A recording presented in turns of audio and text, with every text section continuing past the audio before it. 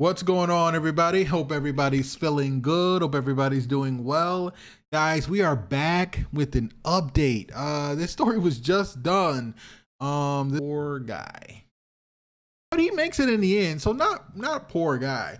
I just don't like it when you guys go through this. I've been through stuff, but hearing stories of other people was just like, dang, I know where you are. But this guy, he had a gut feeling. He had a gut feeling that his wife was cheating on him, and yes, she was cheating on him with her coworker. He caught them at the hotel. Crazy. He got her served, he divorced her, and he moved on with his life. But things started working out for him. Of course, she started crawling back and wanting him back, but things were working out for him, because he started his own business and he moved on with his life. The things that you're supposed to do, guys. Don't dwell on the pain and the hurt. Fix your life. Do what you got to do to make things better. And that's what he did. Guys, if you don't remember that story, I'm going to play it first. If you know exactly what I'm talking about, go down to the description, click the timestamp. Let's get into it. Get them both fired. Yes, destroy. Listen, if payback, revenge, whatever you want to call it, if it's not going to harm you, it's not going to affect you, I'm all for it. I'm all for it. Please hold this story until I send part 2, Riley's infidelity and my journey. Hey, true story. First off, I just want to say thank you. I don't know how I stumbled across your channel, but I did at a time when I was completely broken. I was up one night around 2 a.m., couldn't sleep, had no appetite, and I was deep in the YouTube rabbit hole just trying to numb my brain with anything that wasn't real life. I ended up hearing a story that felt like it was talking directly to me. A man found out his wife was cheating with a coworker, and the way he told it, his pain, the confusion, the anger, I felt like I was looking in a mirror. That night I subscribed, and I've been listening ever since. This is the first time I've ever written something like this. Honestly, I'm the kind of man who never thought this would be my life. But here I am, telling you about how my now ex-wife Riley tore my heart out, tried to humiliate me, and somehow ended up humiliating herself. I'm not looking for pity. I've got none left for her, and I don't even want it for myself. I just want to get this story off my chest. And if someone out there hears it and it helps them recognize the signs or helps them feel less alone, then that's enough for me. Let me go ahead and take it from the top. The gut feeling that wouldn't leave. Riley and I were married for 6 years. We met at a friend's birthday dinner. She had this bubbly, infectious energy and a sarcastic humor I liked. At the time, she worked in marketing, and I worked in logistics. We had a lot in common, or at least it felt that way. Our dating life had its ups and downs like any relationship, but we pushed through and got married 2 years later. We were never rich, but we were stable, comfortable. We even bought a little fixer-upper house right outside of Charlotte, and we were slowly turning it into our dream home. But man, when I tell you something shifted in Riley about 1.5 years before everything exploded, I mean it. She started working later, coming home smelling different, being way too defensive when I asked simple questions. Started hiding her phone like it was her social security number. Now I'm not dumb, but I'm also not paranoid. I gave her the benefit of the doubt for months. I chalked it up to work stress, maybe anxiety, and told myself not to jump to conclusions. But there was one day, I'll never forget, when I came home early. Her car was in the driveway, and I was surprised because she'd texted earlier saying she had meetings all day. I walked in, and she was on the phone. Didn't hear me come in. And the way she was giggling, that wasn't business. It was the kind of laugh you give when you're flirting. I didn't say anything that day, just quietly walked back out and pretended like I came home on time. That was the night I decided I needed to know the truth, the snooping and the evidence. Now I'm not proud of it, but I waited until she fell asleep and I went through her phone. She had it locked, but I'd seen her punch in the passcode too many times to not remember it. And once I got in, man, it was like a gut punch. Her coworker's name was Tyler. I remembered her mentioning him once or twice casually, but she always downplayed him like he was this harmless, nerdy guy. But those texts, they were far from harmless. There were flirty texts, pictures, late night messages that said things like, I miss your hands on me, and when are we sneaking away again? They even talked about a trip they were taking for a conference, a lie she had told me just that week. She said it was in Atlanta, and they'd only be there for 2 days. But in the messages, I saw the hotel name, I saw the dates, I saw everything. I didn't even sleep that night. I just sat in my truck outside the house and stared at my steering wheel, hands shaking. I didn't cry, I didn't scream. I just went numb. Catching them at the hotel, I waited until the day of their conference. Told Riley I was going to visit my brother in Asheville and wouldn't be home. She kissed me like everything was normal and left that morning with her little overnight bag. I followed her. I stayed far back, and sure enough, she went straight to that hotel in downtown Atlanta. I waited in my car for about 2 hours watching her and Tyler check in. I waited until they went up. Then I marched my ass right up to that hotel room. I banged on the door, and when no one answered, I lost it.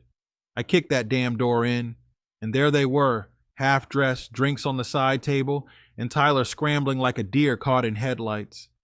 Riley screamed like she was the victim. Sean, what are you doing here? I looked her dead in the face and said, I know everything. You're busted. You played yourself. The lies and gaslighting. And would you believe it? She had the nerve to try and lie to my face. She said, it's not what it looks like. We're here for a meeting. You're overreacting. I was like, a meeting? Half naked in a hotel bed? What kind of business is this? Then she said something so ridiculous I almost laughed. She claimed they were meeting someone from another company there, in the hotel room, to pitch a campaign. Like I was born yesterday. I pulled out my phone and showed her all the screenshots I took of their texts. Her face dropped. That's when the waterworks started. But it was too late. I told her I'd be talking to my lawyer, and I walked out, reaching out to Tyler's wife. On the drive back home, I did something a lot of men might hesitate to do. I looked up Tyler's wife. I had seen her tagged in a few social media photos, so I found her on TikTok. I sent her a message, attached the screenshots, and just said, I'm sorry to be the one to tell you this, but I thought you deserved to know. She responded about an hour later. Her name was Amber, and she was completely devastated. Over the next few weeks, Amber and I started talking more, just check-ins at first. But as time went on, we became each other's emotional support. I want to be clear, we never crossed any lines, nothing romantic. But when you go through something like this, and you find someone else who understands every bit of the pain, it creates a kind of bond that's hard to explain. Lawyer up and getting revenge. I didn't waste time. I found a lawyer the next day, told him everything. I wanted the divorce, and I wanted Riley and Tyler to feel the consequences. My lawyer was solid. He said, you have receipts, and that's powerful, but we've got to move smart. I told him I wanted to report them both to their company's HR, and we did. We sent anonymous emails with evidence. That part comes later. I'll save it for part 2. But let's just say karma came right on time. Riley gets served and tries to flex. When Riley got served with divorce papers, she played it cool at first. Whatever, she said. I've been over this marriage anyway. Tyler actually treats me like a woman. She even bragged that she cheated on me on our wedding day. Yes, you read that right. She smirked when she said it. I was drunk, and it was just a little something before the reception. It didn't mean anything. I looked at her and said, that's not flexing. That's just being trash. She tried to laugh it off, but I could see it in her eyes. She knew she'd just told on herself in the worst possible way. Later on, after she realized I wasn't playing games, she tried to backtrack, claimed she was just drunk and joking. She said I was twisting her words, classic manipulation. The divorce process and the final beg. The divorce process was brutal, not because I was unsure, but because Riley dragged her feet and played victim. She showed up to court looking like a sad little puppy, crying to the judge about how she made a mistake. At one point, she actually got on her knees in court. I kid you not. Begged me to reconsider and stop letting outsiders influence me. The judge wasn't having it. He looked at her and said, "Ma'am, this is a court of law, not a soap opera. Get up and get your act together." I'll never forget that moment. It was pitiful, but also freeing. I realized I didn't owe her a thing, not an explanation, not forgiveness, not even anger. She made her bed. Final thoughts, for now. I'm going to send you part 2 in a few days. That's when I'll tell you what happened after HR got involved. Let's just say Riley and Tyler found out the hard way that actions have consequences. I'll also go into more detail about the friendship I've built with Amber. Like I said, it's not romantic, but she's become one of the most loyal people in my life. We've helped each other rebuild from nothing. Please hold off on posting this until I send the second part. I just wanted to get this first piece out and off my chest. Thank you again for the platform. You've helped more people than you know. Talk soon. Subject: Part 2. The fallout, the firings, and a new type of healing. Hey, true story. Thanks again for holding off on posting my first email until I could send this one. I needed a few days to breathe and reflect before writing the rest of the story. To everyone who read the first part, if it does get posted, I want to say this up front. I'm not perfect. I've made mistakes in life like any man, but what I'm about to share is the result of something I didn't cause. I didn't lie, cheat, or manipulate. I loved someone who didn't love me back in the way I deserved. This is part 2 of my story, the aftermath. Where we left off, I had just filed for divorce from Riley after catching her red-handed in a hotel room with her coworker, Tyler. I told you I had screenshots. I confronted them in person, and I reached out to Tyler's wife, Amber, through TikTok. We had started supporting each other emotionally, and I was working with a solid lawyer to begin untangling the mess Riley created. But things weren't over, not even close. HR doesn't play games. So let's talk about consequences. People love the idea of moving on and letting go, but I'm a firm believer in accountability. If you're grown enough to cheat on your spouse, sneak around on work time, and lie to your partner's face, you better be grown enough to deal with the fallout. After collecting receipts, screenshots, messages, hotel confirmation, everything, I sent a clean, anonymous email to their company's HR department. I used a burner email account and laid it all out without sounding bitter or personal. Just facts, with attachments to back them up. I'll be honest, I didn't expect a quick response, but about a week later, I got a call from Amber. She sounded winded, like she had just run a mile. "Sean, they got called into HR this morning." Tyler had walked into work like it was just another day, and within the hour, he was escorted out. Riley got the same treatment later that afternoon. I don't know exactly what was said in those meetings, but Amber and I both had contacts inside the company who confirmed they were terminated for policy violations, including misuse of company time and creating a hostile work environment through their secret relationship. Riley tried to act like it was all part of some office politics conspiracy. She posted a sob story on her Instagram about toxic work culture and being misunderstood, like she was the victim of some corporate injustice. Girl, please. You weren't misunderstood. You were just sloppy, disrespectful, and reckless. The petty phase, and letting it go. Now, I'm not proud of this next part, but I'll keep it real. For a few days after she lost her job, I felt this sick sense of satisfaction. Like, yes, finally. Karma came back with interest.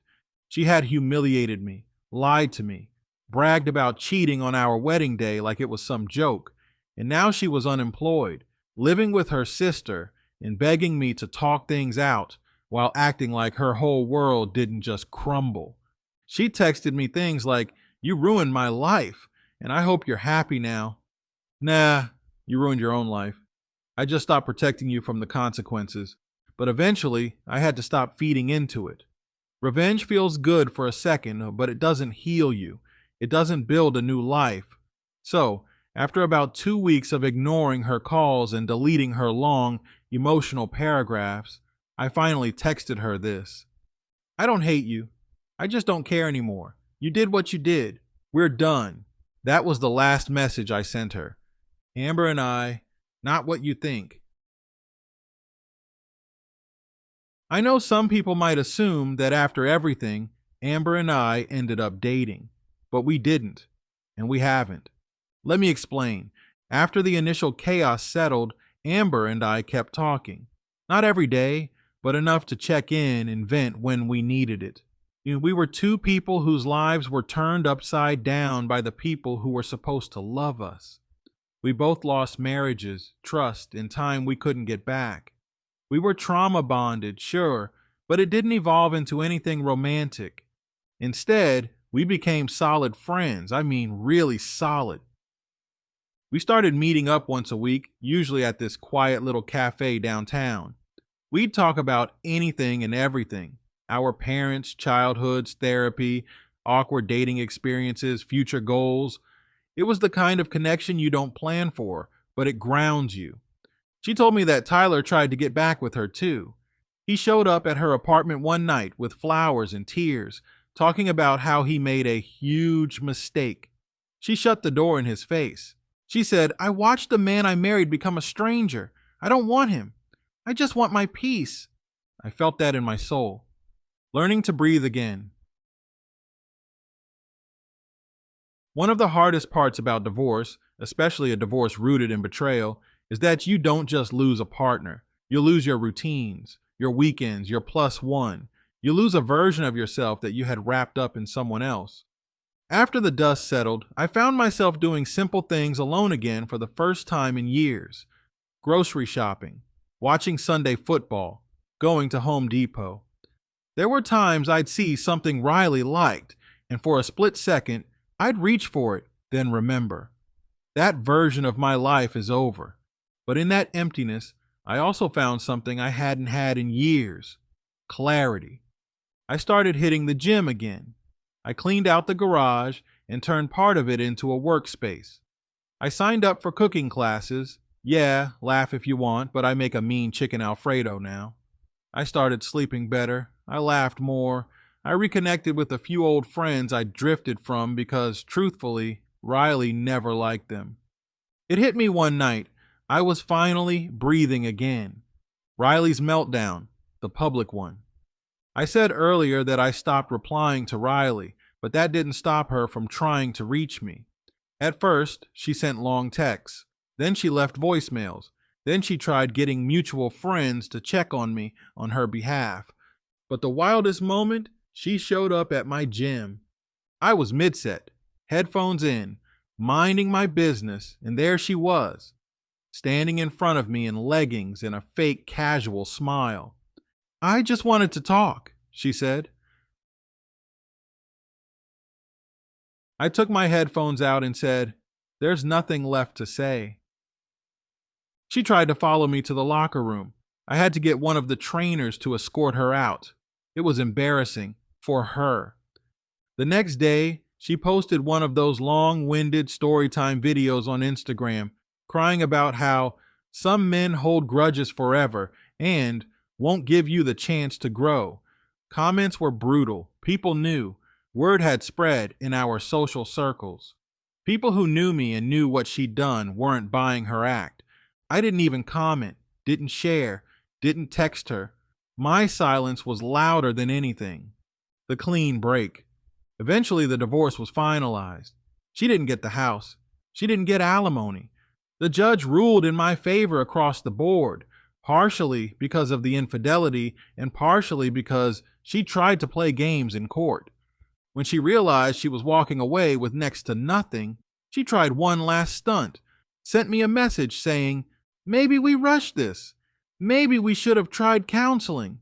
It was laughable at that point. You don't cheat, lie, and mock your vows, then act like a couple's retreat can fix it.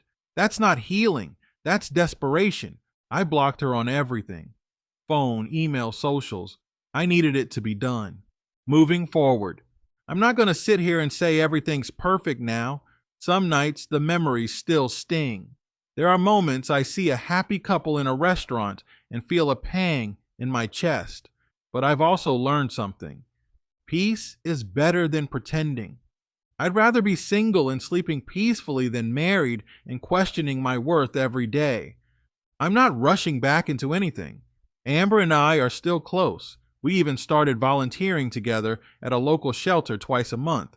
But we've agreed to keep it platonic. We both need time. And honestly, that's been refreshing.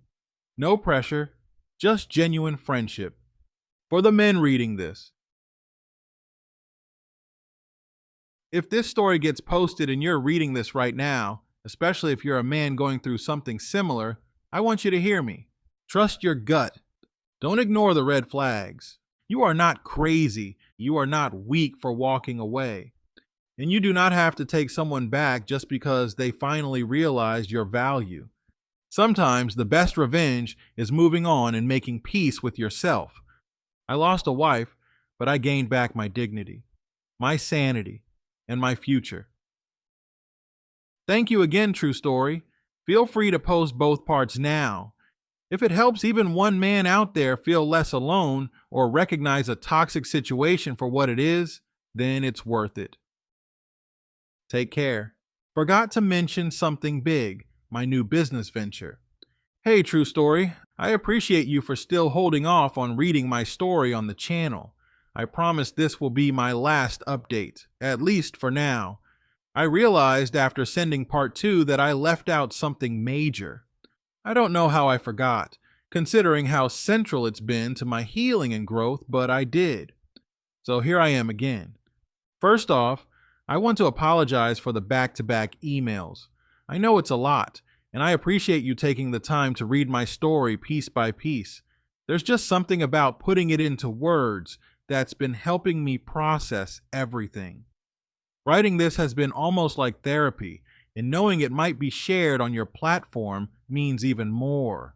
Anyway, what I forgot to include was this. I started a business. Not just a side hustle or a quick money grab, but a real grounded long-term vision. And it all started not too long after the divorce from Riley was finalized. Funny how you sometimes have to lose everything to finally gain something that's fully yours.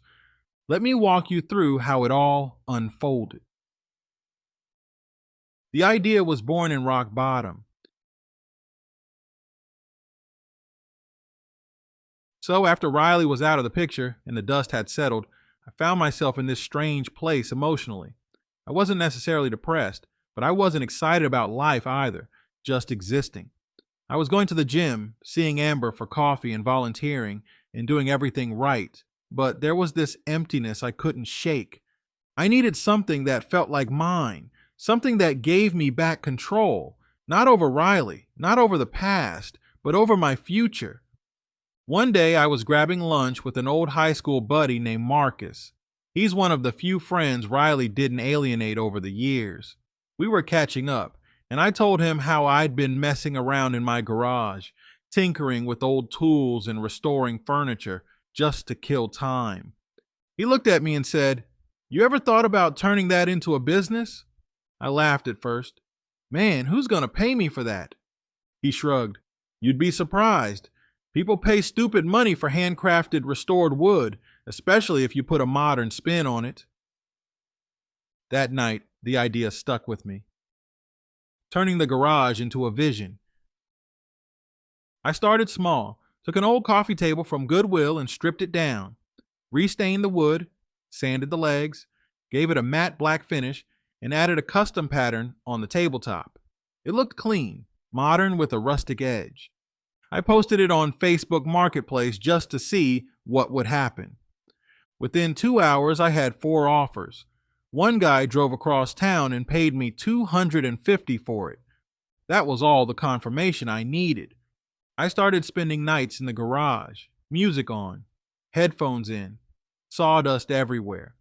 I'd wake up early, go to the gym, then spend afternoons hunting estate sales, flea markets, and auctions for solid wood pieces that I could breathe new life into. Dressers, chairs, nightstands, you name it. It felt good, not just because I was making money, but because I was creating something. I wasn't just fixing furniture, I was fixing myself. Naming the business, a nod to the past. Coming up with a name was surprisingly hard. I didn't want anything cheesy or overused. I went through dozens of options before I landed on something simple but meaningful. Reclaimed by Sean.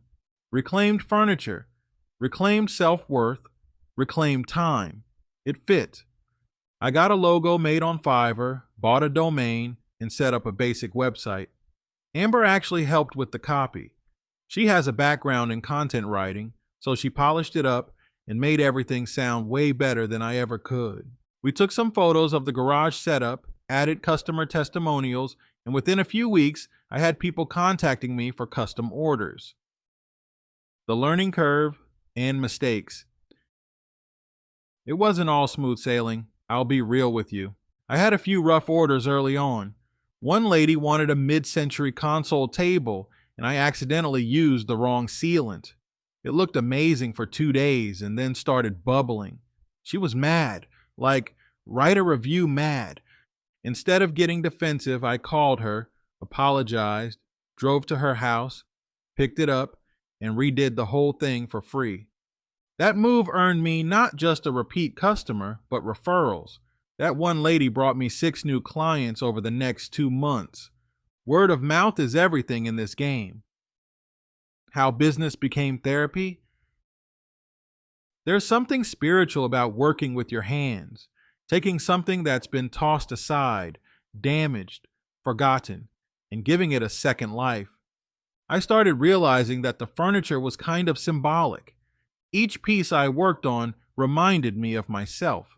Scratched, worn, maybe even cracked, but still valuable, still worth saving, just needed the right touch. The garage, once a storage unit full of emotional baggage, turned into my sanctuary, a place where the past didn't matter, only the now. Even on tough days, when old memories would creep in, I found calm in the motion. Sanding, measuring, staining, painting. Each project became a meditation. Amber's role in the growth. I told you earlier that Amber and I are not romantic, and that's still true. But if I'm being honest, I don't think I could have gotten this far without her. She's been my unofficial business partner, helping me with the website, brainstorming ideas for content, even coming up with Instagram captions, which I'm terrible at, by the way. We'd go on Saturday morning coffee runs, stop by flea markets together, and she'd keep an eye out for pieces with good bones, as she puts it. At one point, she said something I'll never forget. You're not just building furniture, Sean. You're building a new version of yourself. She's right, I didn't see it then, but I do now. The turning point, my first big sale. 3 months in, I got an order from a small interior design firm downtown. They'd seen my stuff online and wanted a custom entryway bench and side table set for a new client. It was a $500 job, my biggest yet. I worked on it nonstop for a week. Triple checked every measurement, made sure the finish was flawless, delivered it myself and even installed it on site. The designer was blown away. She took a video for her Instagram page, tagged my business, and that one post brought in over 2,000 new followers and 30 inquiries. That's when I knew I had something real. Now and what's next? Right now, I've got a 3-month waitlist and enough monthly revenue to replace my old day job.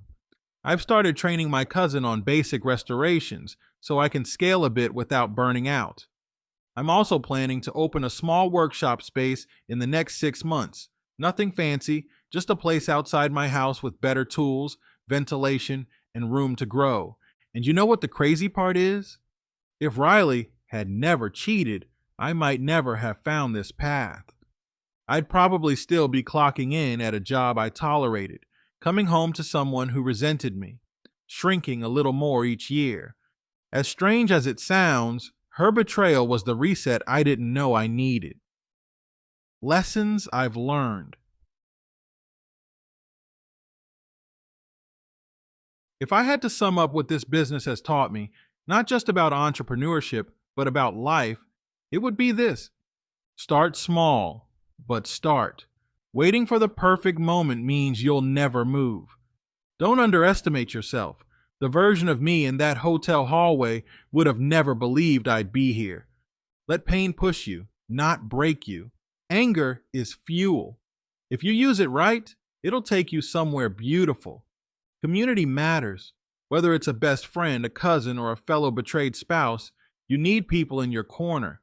Success is the best silence. I don't need to clap back at Riley anymore. My life speaks for itself. To the True Story family, if my email ever gets read on the channel and this third part gets added too, I want to say this to anyone listening. Your worst day isn't the end. It might just be the beginning. You can build something beautiful out of the rubble. It might not be furniture. It might be a book, a blog, a gym transformation, a new degree. But whatever it is, build it. Pour your heartbreak into something that lasts. Because here's the truth. Riley took a lot from me. She took my trust, my time, my peace, but she didn't take my ability to start over. I reclaimed that, and now I'm never giving it away again. Thank you again for everything.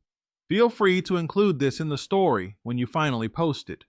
If you do read it, I'd love if you could mention the business name, Reclaimed by Sean, because who knows, maybe someone listening wants a custom table or just to support a man who turned pain into purpose. Wishing you all the best. Update from Sean, thank you, channel announcement, and a new chapter. Hey, True Story, man, I don't even know where to begin. Let me just say this. Thank you from the bottom of my heart for reading my story on your channel.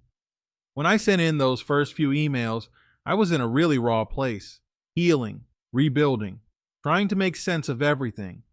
I never imagined it would reach so many people or that I'd get the kind of responses I've seen these last few weeks. I've been flooded with messages, some from men thanking me for being honest, others from women offering support or even just asking more about the furniture business. I've read through the comments on your video at least 3 times, not out of vanity, but out of sheer gratitude. It reminded me that my voice matters, that telling the truth, even when it hurts, is powerful. So I wanted to send in a little update, a few thank yous, a few funny moments, and one big announcement. Let's jump in. Reading the comments humbled and healed. When you posted my story, I didn't know what to expect. Part of me was nervous that people would judge me for staying as long as I did, or for snooping in Riley's phone, or for being so open about the pain. But what I got instead was love, support, encouragement. There was one comment that said, "This man didn't just survive betrayal, he turned it into a blueprint for recovery." I had to read that 3 times. I even screenshot it and saved it in my notes. Not because I think I'm some kind of guru, but because that hit me hard. There was another guy who commented, "Reading this while my wife is packing her bags. I needed this story like oxygen." Brother, if you're reading this update now, I hope you're doing okay. I hope you know you're not alone. We're all figuring this out together. And then, of course, there were the people showing love for the business, reclaimed by Sean. Someone even said they'd drive across state lines to buy a nightstand from me. That cracked me up. To everyone who left a positive, kind, thoughtful comment, thank you.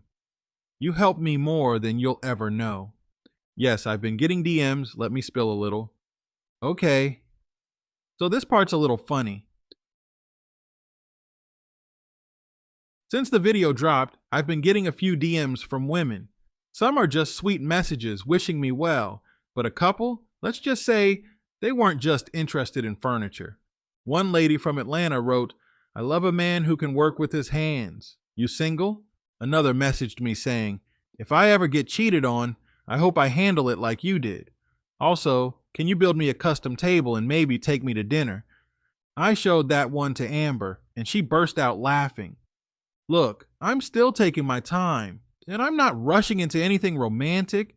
I've got too much going on personally and professionally to jump back into that world carelessly. But I'll be honest, it's nice to feel seen, not just as the guy who got cheated on, but as a man who's learning, healing, and growing. For a long time, I thought my value died in that hotel hallway when I kicked in that door, but apparently it just began. The big news, I'm starting a YouTube channel. Okay, now for the announcement. Inspired by your platform and the responses I've gotten, I've decided to start a YouTube channel of my own. It won't be about Riley. It won't be about revenge. It's about what comes next. The channel will be called Reclaimed by Sean, same name as my business. But it's not just about furniture. Here's the vision. Channel breakdown, what it's about. 1. Healing after betrayal. Each week, I'll upload a short 10-15 minute video sharing insight, tools, and stories about recovering from betrayal, infidelity, lies, emotional abuse. Not as a therapist, but as a man who's been through it. Topics like how to stop replaying the betrayal in your head, how to reclaim your identity after being cheated on, why anger can be useful, but only temporarily, dealing with family and friends who don't understand your decision to walk away. Real talk, no sugarcoating, no performative alpha nonsense, just real advice from a real dude who's still learning. 2. Behind the scenes of my furniture business. I'll show how I restore pieces from start to finish. Not just the technical stuff, but the mindset behind it. There's something symbolic about taking something broken and turning it into something beautiful. Each video will carry a deeper message. Maybe while I'm sanding down a table, I'll talk about how letting go of bitterness works the same way. You have to get under the surface, strip it down, and rebuild from truth. It won't just be about furniture, it'll be about life. 3. Cue Wanda from viewers. I want to make space for men, and women too, to ask questions, send in scenarios, or even drop their own stories in the comments. Eventually, I want to read and respond to some of them on camera, kind of like how you do, but from the perspective of someone who's lived it firsthand. The idea is to create a small community for people who are in that weird space between heartbreak and healing. 4. Real conversations with real people. I already talked to Amber about being on one of the first episodes, not to spill drama, but to talk about what it was like being betrayed and choosing not to become bitter. I want to interview people who've rebuilt after hard times. Not just romantic betrayal, but failed businesses, family cutoffs, friendships that ended. People need to hear that it's possible to come out stronger. Why I'm doing this? Let me be real, it's not for fame. I'm not trying to be some YouTube celebrity. I'm doing this because when I was at my lowest, I would have given anything to hear from someone like me. Not a perfect man, not a millionaire, not a polished relationship expert. Just a regular guy who got knocked down and found a way to stand up again. And if I can be that voice for someone else, that's a win. That's purpose. Can you help me promote it? Now, I'll be honest, I don't know what I'm doing on YouTube yet. I'm learning as I go. I've got a tripod, a mic, and a notebook full of video ideas. But what I do know is that the true story audience is exactly the kind of people I want to reach. So if it feels right, and if you're open to it, I'd love your help promoting it. Even just a quick mention like, by the way, Sean, the guy from the Reclaim story has started his own channel. Go show him some love. That would mean the world to me. I don't need a shout out in every video or anything. Just a one time nod to help get the ball rolling. What I've learned since the story dropped, since the video went live, here are a few realizations I've had. 1. I'm not alone. There are so many men silently suffering in toxic marriages or relationships. They don't talk because we're taught not to. But when you do open up, you'd be shocked how many others say, man, me too. 2. The end is not the end. What felt like a death turned out to be a birth, a messy, complicated, painful rebirth, but a necessary one. 3. Healing isn't linear. Some days I feel on top of the world. Other days a random song will hit and I'll get quiet. But I no longer judge myself for that. Healing is messy. Let it be. 4. Peace is the real flex. Not new partners, not revenge, not clapbacks, just peace. A good night's sleep, a deep breath, a clear conscience. So, what's next? I'll be focusing on growing the channel, expanding the furniture business, and continuing my own healing journey. Amber and I still meet for coffee and help each other with projects. She's doing great too. Went back to school for her master's in counseling. Go figure, right? I'm still taking it slow with dating. There are a few women who've shown interest, some local, some from out of state, who found me through your channel, but I'm not trying to force anything. If it happens, it happens. For now, I'm focusing on becoming the best version of myself. For me. To the True Story family. If you're reading this and you're in the pit right now, wondering how you'll ever feel okay again, I want you to hear this loud and clear. You will rise. It might not be fast, it might not be pretty, but you will. You don't have to stay broken just because someone broke you. You are not disposable. You are not stupid. You are not unlovable. You are reclaimable. Thanks again for everything. You gave me a voice when I felt like I had none. You helped me turn a painful chapter into a meaningful story. And now I get to keep writing the next one with purpose. Here's to new beginnings. Sean, founder of Reclaimed by Sean's soon-to-be YouTuber. Healing, furniture, and real life.